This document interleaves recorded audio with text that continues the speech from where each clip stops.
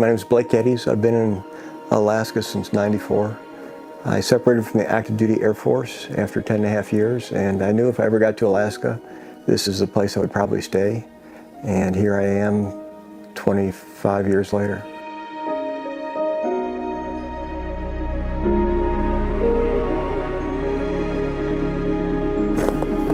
Well, we start over here in the trail and I'll walk you towards the cabin and it kind of opens up. This is the original cabin. I put new floor in it, jacked it up, new stove, new plumbing, and this is what we used. Probably the first thing I did was tore down the old outhouse and build a new outhouse. And it took about 14 years to build it the way it is now. I like to build, you can tell, but I also like to disconnect. This is off the grid. There's no television sets. There's no computers. 2012, a friend of mine came down just to get stuff ready for the trapping season. It opens up November. And we took the boat upriver and to an area that we had planned on trapping, and that's when I had my accident.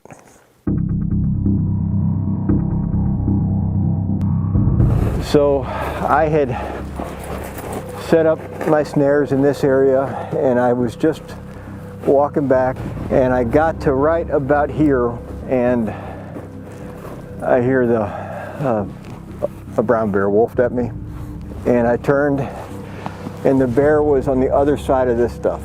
I could see the total profile, and it looked like a great big male. So I got squared up with it, got my arms up, and I just yelled at it, so it knew I was human. And it paused, and then it faced me, and then it came up off the ground on its hind legs, put its head back and gave a big roar. And then it hit the ground and started coming back. The bear turned that corner, came off the ground. I jumped and came off my left foot and stepped inside. A big brown blur shot past me. As it went by, the bear rotated and reached behind with its far arm and hooked my left eye. But what doesn't make any sense was the claw, it started from the front and ripped back. It came out and jumped over top my artery and vein, reinserted, and finished cutting around the back. Had it gone right through, I would have been dead probably in 15 seconds. And then I was on the ground. So I sat up right into the mouth of the bear, and my entire head in its mouth. The top canines were on the back of my head, and the bottom teeth had me hooked underneath the jaw, and I couldn't get my head out of the mouth.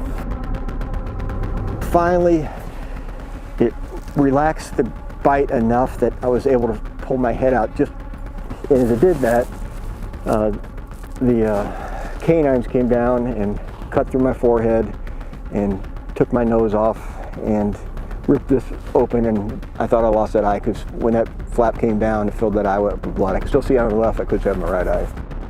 And it kept working on me, and I'm getting lower and lower until I'm all the way on my back.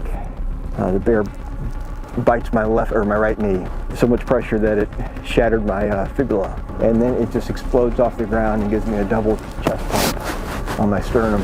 It didn't break anything. And that winded me, and I had nothing left in the tank. The bear got really close, just inches from my face, and just stared at me. I didn't move, and it turned and walked that direction. The whole ordeal lasted not more than probably 2 minutes. The result of that being my left quadricep was severed down to the femur, my right fibula was fractured, significant wounds in my face, my nose was almost removed and hanging by the right nostril, and then other scars just throughout my body. I had to walk out of that with the help of my friend, and was made it to an ambulance, and then was life flighted from Central Peninsula Hospital up to Anchorage.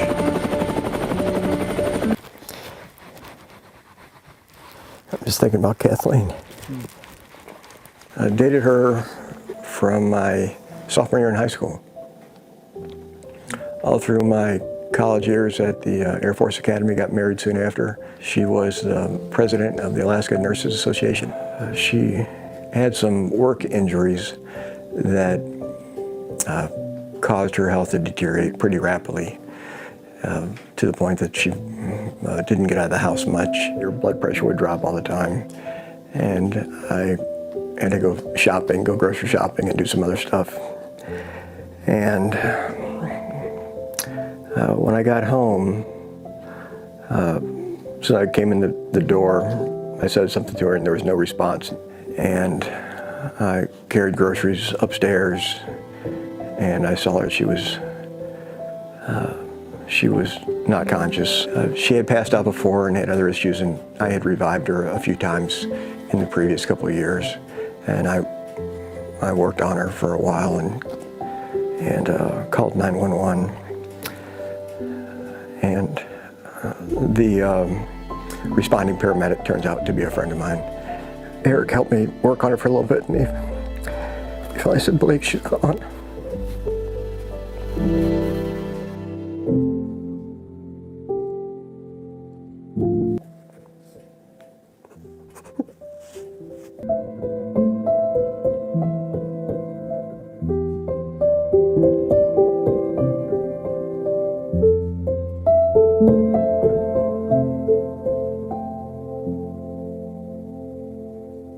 One week later, then my mom was in town and my friends were kind of surrounding me to keep an eye on me after Kathleen had passed, and came down to the cabin to just get some quiet time while we were down here. The Funny River fire was getting closer and closer to the point that it took action. In southern Alaska today, a wind whip fire has burned nearly 250 square miles in the Kenai Peninsula. CNN reports officials have now ordered evacuations of 1,000 structures in the area after authorities worried about the safety of people traveling for the Memorial Day weekend. So I had friends bringing pumps down, and I was saturating the ground pretty well. And I talked to, and we'd go up and fly and look at it and see where it's coming. So we were flooding the back. The fire was coming from the south, flooding the back area. And we were working on it for a few days, and the fire's getting closer. I was back cutting, and you could hear this roaring, like an airplane roaring, a jet engine sound. And you could look up and you could see just a wall of black. So a friend of mine, I said, "Can you go down the trail and see how close this is?" And he was gone for about 5 minutes, and he came running back and he said, "We have to go."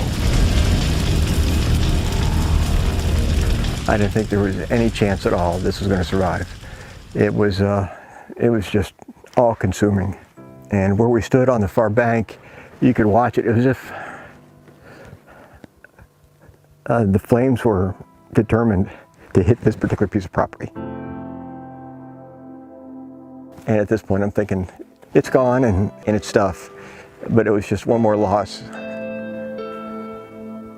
We came, and there were fires, small fires burning around inside the perimeter. Everything outside was gone. At the end, there was not one structure that was even singed, nothing. This is about where the flame stopped, and you can see this side of the tree is untouched. There's no char or anything, and the fire came from that direction. And if you look to the other side, it's just incinerated, like if somebody had a blowtorch on it. And then for 26 miles, everything is gone. It's incredible. It might seem counterintuitive, but the fire actually kind of renewed my faith. That's essentially a rebirth in that I want to be a better man than I was in the past. I'm remarried and have a wonderful relationship, and not to dwell on things in the past that I can't change, but the wake up of look at everything that you still do have in front of you and to appreciate that. That was the catalyst for renewing my faith.